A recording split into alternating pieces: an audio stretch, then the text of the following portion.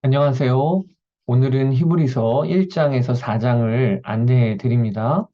자, 드디어 일반 서신으로 우리가 넘어왔습니다.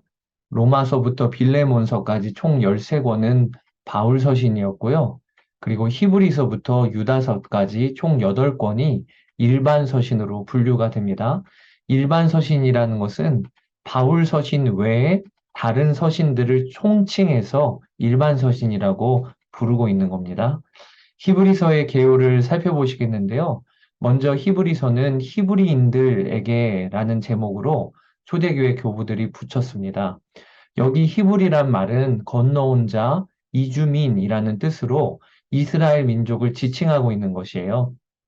그러니까 히브리서는 로마서, 고린도서, 에베소서 등과 같이 어느 한 지역의 교회에게 보내진 편지이거나 또 디모데, 디도, 빌레몬서처럼 어떤 특정한 한 사람에게 보내는 편지가 아니었다는 것입니다. 초대교회 당시에 예수님을 믿는 모든 히브리인들에게 보내는 편지가 히브리서인 것이죠. 히브리서는 발신자가 미상입니다.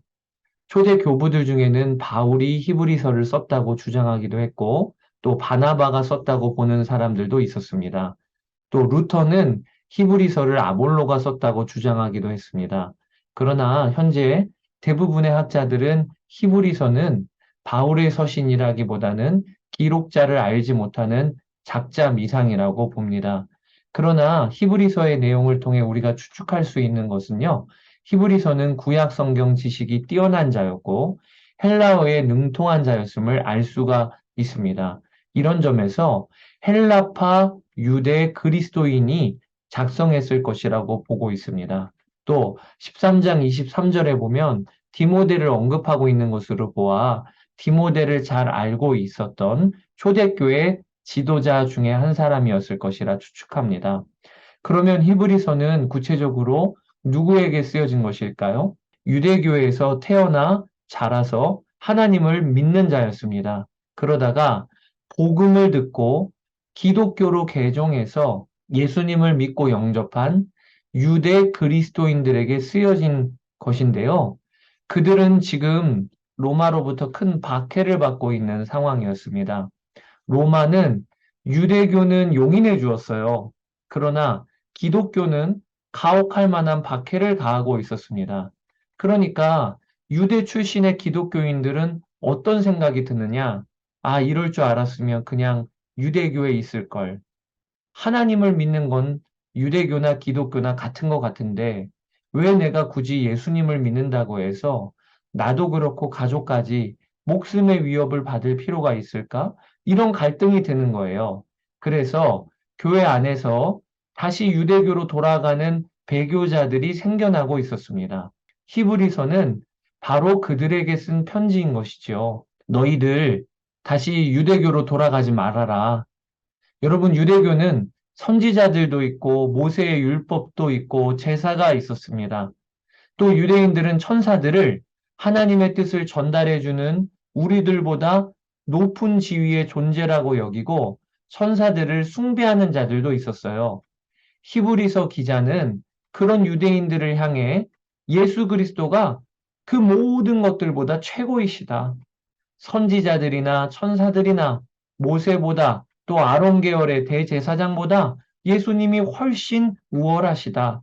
그러니 믿음이 흔들리고 있는 너희 유대 기독교인들아, 예수 그리스도를 바라보고 그분 안에 머물러 있어라. 예수님이 최고시기 때문에 고난을 받더라도 예수님 안에서 고난받는 것이 유대교로 돌아가는 것보다 더 유익하고 생명의 길이다. 이렇게 증거하기 위하여 이 서신서를 쓴 것이죠. 이 히브리서의 특징은 여러분이 오늘 1장 서두를 읽어보시면 알겠지만 다른 바울 서신들이나 일반 서신과는 문체와 접근 방식이 전혀 다릅니다. 우선 기록자와 소신자가 없어요. 그리고 인사말도 없습니다. 곧바로 본론으로 들어갑니다. 그만큼 절박하고 급박한 상황이라는 것이죠. 박해 중에 배교를 결심하고 유대교로 돌아가려는 성도들을 바로잡아 주려는 이 지도자의 간절한 마음이 글에 담겨 있는 것입니다. 히브리서는 구약 성경에 능통한 유대 기독교인들에게 작성한 편지이기에 방대한 양의 구약이 인용되고 있습니다. 기록 시기는 학자들마다 추정하는 범위가 매우 넓은 서신입니다. 조기 기록서를 지지하는 학자들은 58년에서 60년경이라 보기도 하고요. 또 어떤 학자들은 매우 늦은 시기 도미티안 황제가 집권하던 주후 80에서 90년경으로 보는 학자들도 있습니다. 히브리서의 구조에 대하여 살펴보시지요.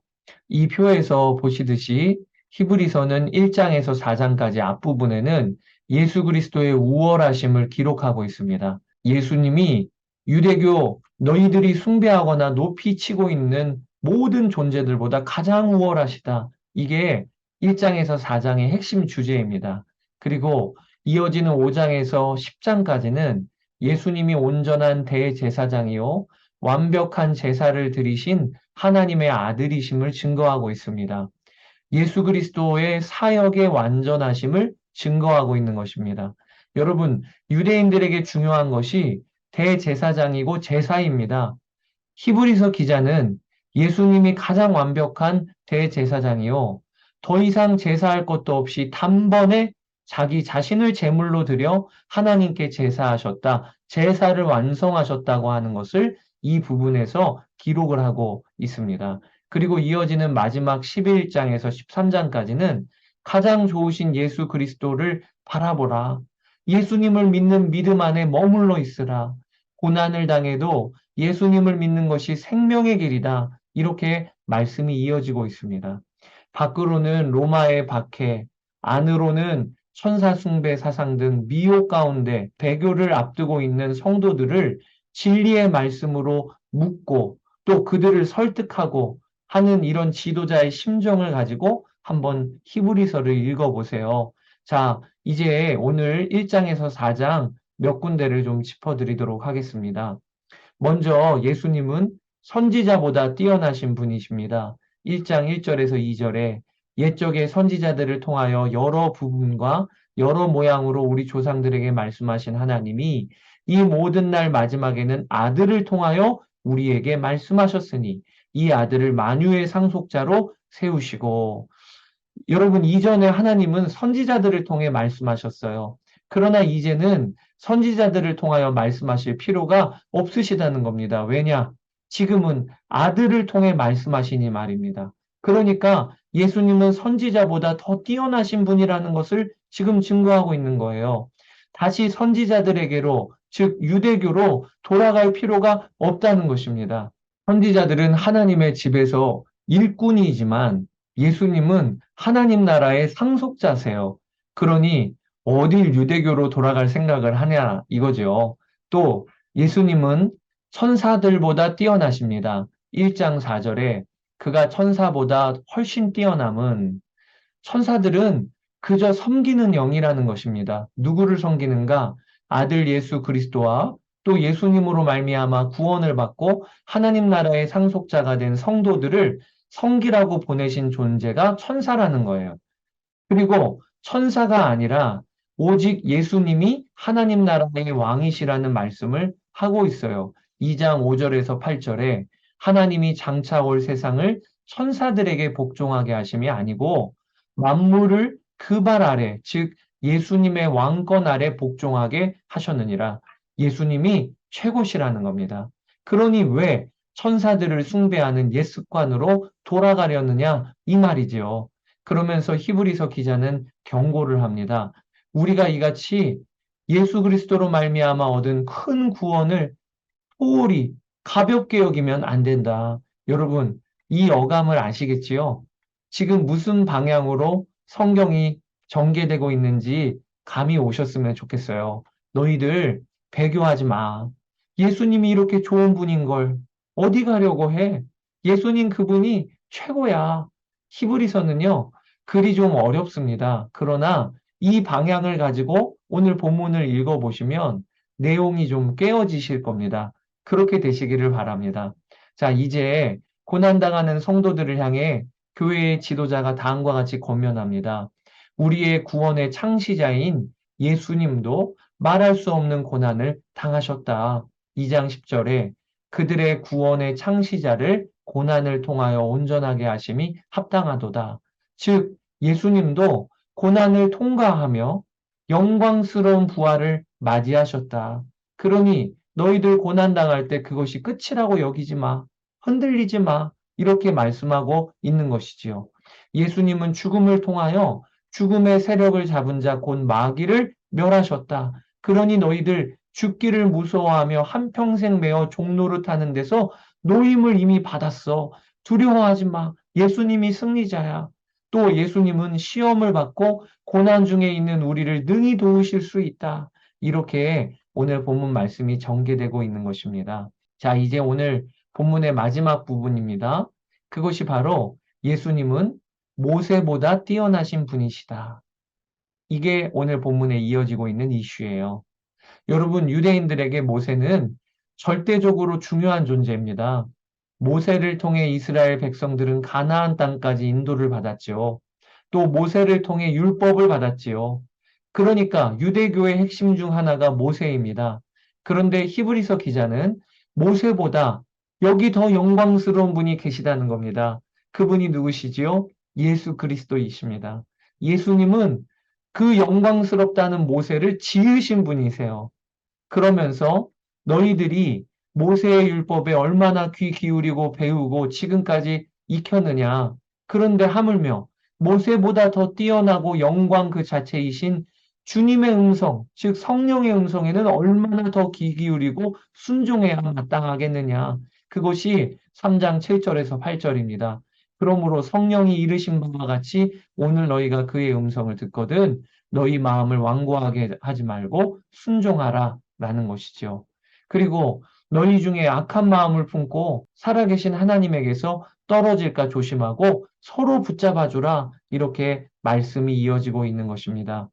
여러분, 이스라엘 백성들은 가나안 땅에 들어갈 약속을 받았습니다. 이 가나안 땅은 젖과 꿀이 흐르는 땅, 안식의 땅이었어요. 그런데 이 약속을 받고도 이스라엘 백성들은 광야에서 다 죽었습니다. 그 이유가 무엇이었죠? 그들은 말씀을 받고도, 약속을 받고도 하나님을 신뢰하고 믿지를 못했어요. 그래서 불평하고 원망하다가 다 죽었지요. 지금 히브리서 기자는 그 이야기를 하고 있는 것입니다. 그들과 같이, 즉 우리 조상 이스라엘 백성들과 같이 우리도 복음 전함을 받은 자들이다. 그런데 우리 또한 믿음을 저버리면 안식에 못 들어가는 것이다. 이 말씀을 하고 있는 것입니다. 그러면서 너희들이 안식에 들어가기를 힘쓸지니 이렇게 말씀이 이어지고 있습니다. 구원을 받고 우리에게는 영원한 안식인 하나님의 나라가 기다리고 있습니다. 그 안식에 들어가기 위해서 히브리서 기자는 두 가지 말씀을 하고 계세요. 하나는 하나님의 말씀을 굳게 붙들라. 하나님의 말씀은 살아있고 활력이 있다. 좌우에 날선 검보다도 예리한 능력이 있다.